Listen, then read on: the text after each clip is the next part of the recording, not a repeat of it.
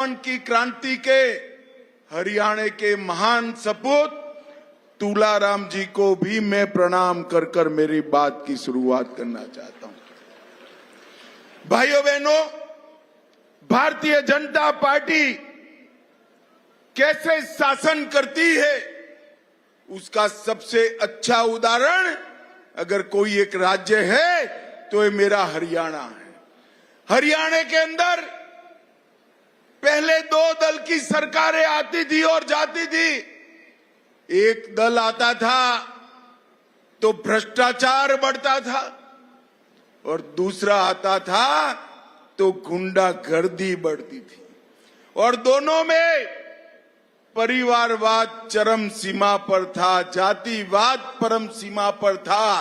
पहली बार भारतीय जनता पार्टी ने पूरे हरियाणा की सरकार बनाई है। पूरे हरियाणा की सरकार बनाने का काम भारतीय जनता पार्टी ने किया है।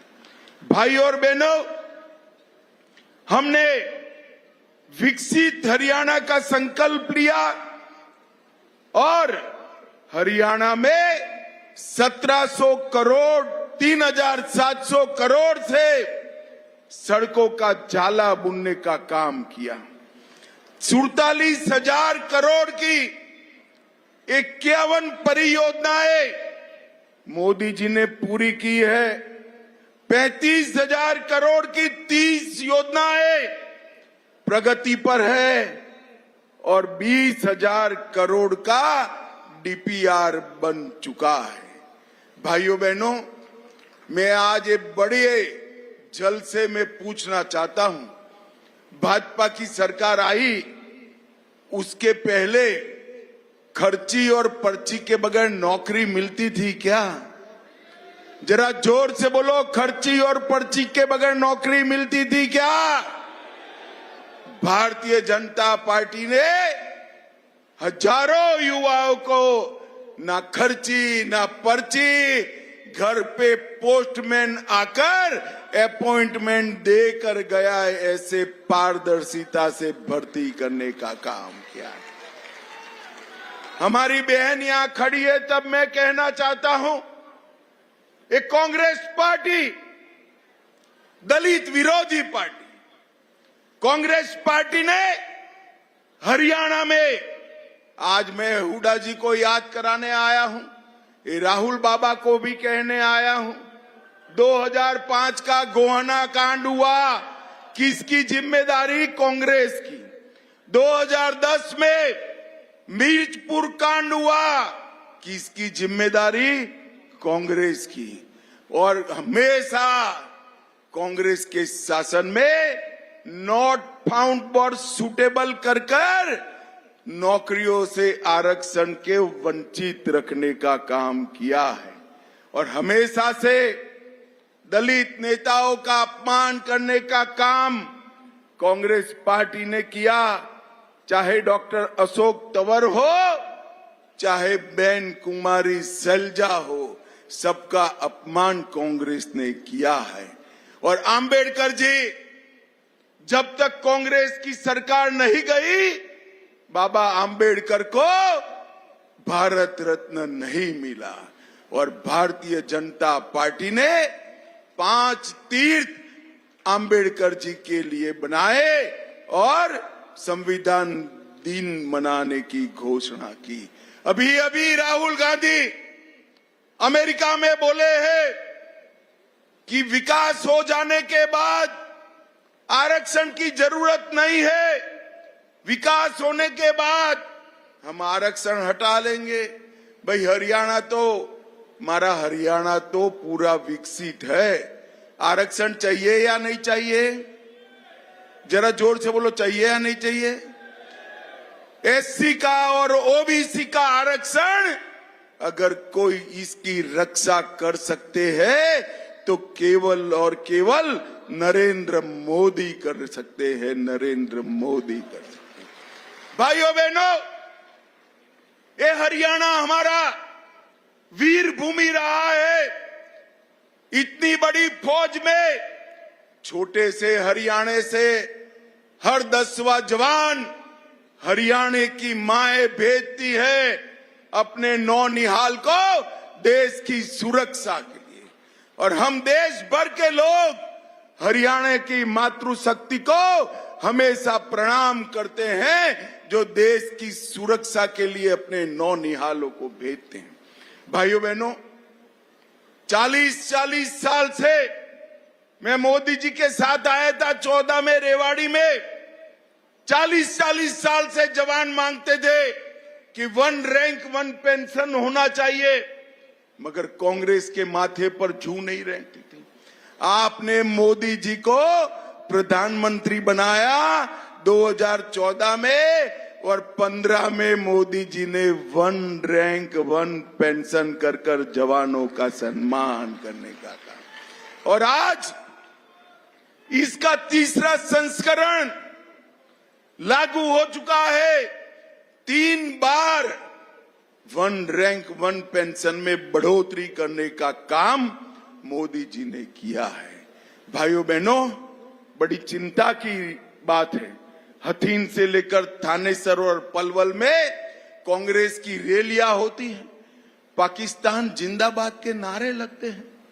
मैं तो टीवी पर देखकर बड़ा चिंतित हूं, और राहुल गांधी रोकते भी नहीं। मुझे बताओ भाइयों बहनों, जो पार्टी की सभाओं में पाकिस्तान जिंदाबाद के नारे लगे, हरियाणा इसके साथ रह सकता है क्या? जोर से बोलो, रह सकता है क्या? अरे राहुल बाबा, आपकी सभा में पाकिस्तान जिंदाबाद के नारे लगते हैं, लगवाते हो, किसको खुश करना चाहते हो?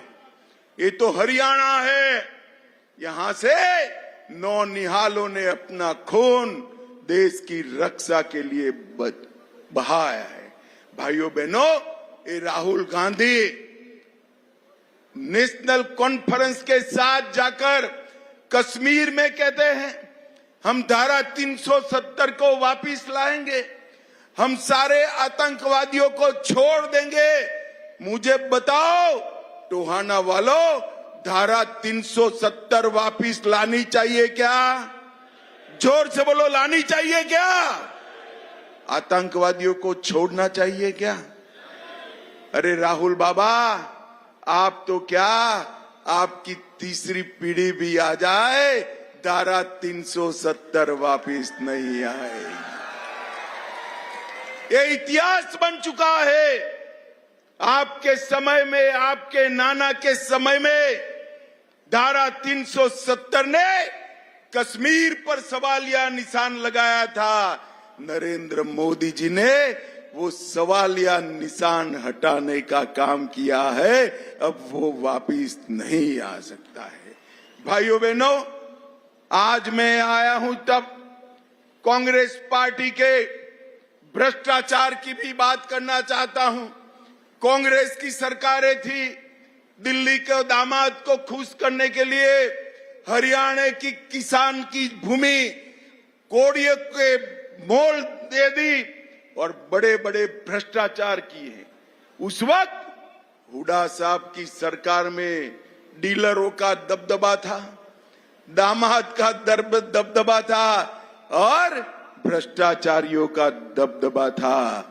भारतीय जनता पार्टी ने ये डीलर और दामाद वाली सरकार को समाप्त करने का काम अब भारतीय जनता पार्टी की सरकार ने। भाइयों बहनों, हुड्डा साहब ने कांग्रेस के घोषणा पत्र में वादा किया है 2 लाख नौकरियां देंगे, हम भी देने वाले हैं। परंतु हुड्डा जी, मैं कांग्रेस पार्टी के नेताओं को पूछना चाहता हूं, ये 2 लाख नौकरियां किसको दोगे भाई? जो युवा योग्य है उसको दोगे या जो आपको खर्ची देता है, जिसके पास आपकी पर्ची है, उसको दोगे? भाइयों बहनों, कांग्रेस को जिताने का मतलब है युवाओं के पास से 20 लाख, 25 लाख, 30 लाख नौकरी के बारे में भ्रष्टाचार करना। और भाजपा को जिताने का मतलब है डाकियों को शगुन का 100 रुपया दो, आपका अपॉइंटमेंट लेटर आपके घर पर आ जाएगा, डाकिया दे जाएगा। भारतीय जनता पार्टी ने इस प्रकार से शासन चलाया है और कांग्रेस के नेता ही कहते हैं कि बिना घपले हमारी सरकार नहीं चल सकती। भाइयों बहनों, मैं आज यहां कहना आया, पंजाब से सटा हुआ क्षेत्र, हरियाणा पंजाब से सटा हुआ क्षेत्र, हम पूरा देश सिख गुरुओं पर नाच करता है। दशम पिता का सम्मान हर घर में होता है, हर घर में, हर स्कूल में दशम पिता की तस्वीर लगी है, हर घर में नानक देव महाराज की तस्वीर लगी है। और ये राहुल बाबा कहते हैं सिखों को भारत में पगड़ी पहनने की स्वतंत्रता नहीं है, सिखों को भारत में कड़ा पहनने की स्वतंत्रता नहीं है, सिखों को भारत में गुरुद्वारे में जाने की परमिशन नहीं है। राहुल बाबा, कौन से भारत में जीते हो तुम? यहां तो सिख नहीं, हम सब, हमारे सिख भाई भी ले जाते हैं, हम भी जाते हैं, बड़े शान से पगड़ी डालकर गुरु ग्रंथ साहब को मत्था टेक कर आते हैं। क्या अपमानित करते हुआ, कहां से सीख कर आए हो और अमेरिका में जाकर बोलते हो। मैं आज पूछना चाहता हूं टोहाना की जनता के दरबार में, हमारे सिख भाइयों का सम्मान हम सब करते हैं या नहीं करते हैं? सिख भाई सम्मान के साथ पगड़ी और कड़ा पहनकर गुरुद्वारे में जाते हैं या नहीं जाते हैं? अरे राहुल बाबा, आप क्या कहोगे? सिख पंथ के अपमान का इतिहास तो आपका रहा है। दिल्ली के दंगों में आपकी सरकार थी, हजारों सिखों का रोड पर कत्लेआम हुआ, बच्चे और माताओं को भी नहीं बख्शा। और आपके पिताजी ने कहा था बड़ा दरख्त गिरता है तो भूमि हिलती है। राहुल बाबा, अगर आपको कुछ करना है तो कोई गुरुद्वारे में पगड़ी डालकर जाओ और हमारे सिख भाइयों की माफी मांगने का काम करो, माफी मांगने का काम करो। भाइयों बहनों, हरमिंदर साहिब का अपमान हो या सरदार मनमोहन सिंह का अपमान हो, एक कांग्रेस पार्टी ने ही किया है। भाइयों बहनों, आज मैं कहने आया हूं 10 साल के भारतीय जनता पार्टी के शासन में धुआं मुक्त हरियाणा हमने बनाया है, पढ़ी लिखी पंचायतें देने का काम हमने किया है, हरियाणा बासमती चावल में देश का सबसे बड़ा निर्यातक बना है, हर 10वां जवान सेना में हरियाणा से है। और ये एमएसपी करते हैं, किसी अंग्रेज ने इनको लिख कर दे दिया है, वो एमएसपी बोलते रहते हैं। एमएसपी का फुल फॉर्म भी मालूम है? राहुल बाबा, आपकी सरकारें थी, आपने कितना एमएसपी पर खरीदी किया? चीट लेकर आ जाओ, हमारा बबली चौराहे पर आ जाएगा और हिसाब किताब आपका कर देगा। मैं गर्व के साथ कहता हूं, सबसे ज्यादा क्रॉप 24 क्रॉप देश भर में अगर एमएसपी पे कहीं खरीदे जाते हैं तो हमारे हरियाणा में खरीदे जाते हैं, हरियाणा में। और भावांतर योजना भी किसानों का कल्याण करती, गांव में लाल डोरे को समाप्त करने वाला और मालिकाना हक देने वाला पहला राज्य मेरा हरियाणा है। पंचायतों में माताओं बहनों की 50% भागीदारी करने वाला पहला राज्य हरियाणा है। हर ग्रामीण घर में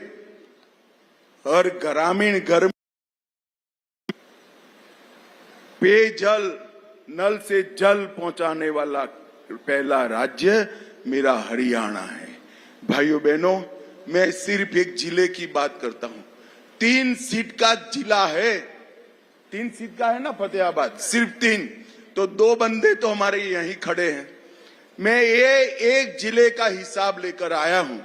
सिर्फ फतेहाबाद में पीएम ग्राम सड़क योजना के तहत 75 करोड़ रुपया खर्च किया और 187 किलोमीटर रोड ये 10 साल में बनाने का काम हमारी सरकार ने किया है। भाइयों बहनों, जोर से ताली बजाना, राहुल गांधी तक पहुंचना चाहिए।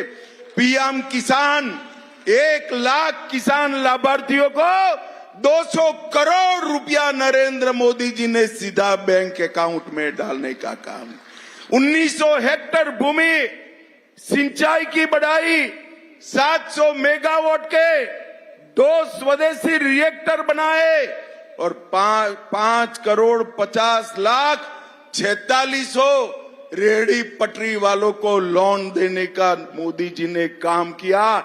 62,000 घरों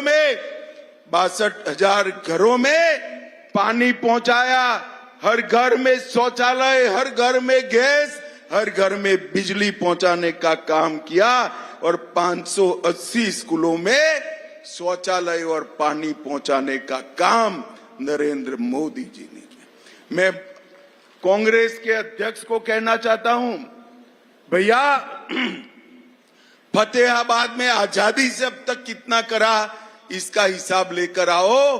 हमारा पलड़ा भारी रहेगा, हमारा पलड़ा भारी रहेगा। भाइयों बहनों, हमने आगे भी तय किया है, अमरूद को जीआई टैग देकर यहां का अमरूद विश्व के बाजार में पहुंचाने का काम भारतीय जनता पार्टी करेगी। ओबीसी, एससी और ईडब्ल्यूएस छात्रों के लिए मुफ्त कोचिंग आवास यहां उपस्थित कराएंगे। एक और नया मेडिकल कॉलेज खोलेंगे। विश्वकर्मा महाविद्यालय स्किलिंग के लिए चालू करेंगे। 100 बस्तर वाले अस्पताल को 200 बस्तर का करेंगे और इसके साथ साथ आबादी के हिसाब से एक बहुत बड़ा आधुनिक सभागार भी बनाएंगे, ओलंपिक की नर्सरी भी बनाएंगे। भाइयों बहनों, हमने कुछ वादे किए हैं। माताएं बहनें इतना बड़ा ब्लॉक भरकर बैठी हैं। मोदी जी ने तय किया है कि चुनाव के बाद हर माँ, हर माता बहन के अकाउंट में 2100 रुपये का चेक आपके यहां भेज दिया जाएगा। हमने तय किया है 500 रुपये में गैस का सिलेंडर मिलेगा, दाम कितने भी हो, हरियाणा की माताओं को 500 रुपया ही देना है। आईएमटी खरखोदा की तर्ज पर आधुनिक शहर फतेहाबाद में भी बनाएंगे और अब तक मोदी जी 5 लाख का इलाज का खर्च देते हैं। हर परिवार को अब 10 लाख तक कोड़ी पाई भी नहीं देनी है। सुनिए सुनिए, ताली मत बजा दीजिए। 10 लाख तक पूरे परिवार को, और घर में बुजुर्ग है तो 15 लाख तक का पूरा खर्चा भारतीय जनता पार्टी की सरकार उठाए। 24 फसलों को एमएसपी पर संपूर्ण रूप से खरीदा जाएगा। 2 लाख युवाओं को सरकारी नौकरी, 5 लाख युवाओं के लिए रोजगार का अवसर और प्रमोशन योजना से मासिक स्टाइपेंड देने का काम करेंगे। 5 लाख गरीबों के घर बनाएंगे। हर व्यक्ति का डायलिसिस और डायग्नोसिस मुफ्त किया जाएगा। हर जिले में ओलंपिक की नर्सरी बनाएंगे और अव्वल बालिका योजना हेठर तहत प्रत्येक छात्रा जो कॉलेज जाती है इसको स्कूटर देने का काम भी भारतीय जनता पार्टी की सरकार करेगी। ये अग्निवीर के लिए युवाओं को राहुल बाबा गुमराह कर रहे हैं। टोहाना वालों, मैं बात का पक्का हूं, मैं आपके बीच में कहकर जाता हूं, एक भी अग्निवीर बाकी नहीं रहेगा। हरियाणा के हर अग्निवीर को पेंशन देने का काम हरियाणा और भारत सरकार करेगी के तौर पर नई वंदे भारत ट्रेन चलाएंगे। मेडिकल और इंजीनियरिंग पढ़ने वाले ओबीसी और एससी छात्रों को 25 लाख के लोन की गारंटी हरियाणा सरकार। अब बहनों, मैं आज आपको आया हूं, ये चुनाव हरियाणा के जिनको 10 साल से भ्रष्टाचार करने का मौका नहीं मिला, वो सारे राह देखकर बैठे, उनके मुंह से लार टपक रही। दिल्ली के कई दल्ले राह देखकर बैठे हैं, कब यहां कांग्रेस की सरकार आए। मुझे बताओ टोहाना वालों, ये हरियाणा को दल्लों के हवाले करना है क्या? जोर से बोलो, करना है क्या? आप मानते हो भ्रष्टाचार बगैर की सरकार कांग्रेस पार्टी दे सकती है क्या? किसानों का सम्मान नहीं कर सकते, दलितों का सम्मान नहीं कर सकते। भाइयों बहनों, 10 साल तक हमने हर गांव का विकास किया है। आगे एक 5 साल आशीर्वाद दीजिए। ऊपर मोदी जी आ गए हैं, नीचे भी कमल फूल की सरकार बनाइए। ये डबल इंजन सरकार हरियाणा को देश का बनाएगी, नंबर 1 राज्य बनाएगी। टोहाना वालों, हमारे बबली जी ने लक्ष्य रख दिया कि सबसे ज्यादा लीड से जीतना है, तो ये 15-20 हजार लोगों से ये पूरा हो जाएगा क्या? पूरा हो जाएगा? अरे यार, क्या मुझे मूर्ख बनाता हूं? मैं बनिए का बेटा हूं, गणित आता है मुझे। ऐसे नहीं होता, आप कहोगे और मैं मान लूंगा। एक रास्ता है, मैं बताऊं क्या? जरा जोर से बोलो, बताओ। और जोर से बोलो, बताओ। ये सभा के बाद हर व्यक्ति अपने मोबाइल से 10-10 लोगों को टोहाना और रतिया में फोन करे। 10-10 लोगों को, भाई को, भाभी को, काका को, काकी को, माँ को, बाप को, दोस्त की पत्नी, भाभी को, सबको फोन करना है और कहना है कमल के निशान पर 12 बजे के पहले बटन दबाना है। कहोगे क्या? जरा जोर से अंत तक हाथ उठाकर बोलो, माताएं बहनें भी उठाए हुए। कहोगे कमल के निशान पर बटन दबाओगे? बबली और हमारी बहन को जिताओगे? मोदी जी के हाथ मजबूत करोगे? भाजपा सरकार बनाओगे? हमारे सैनिकों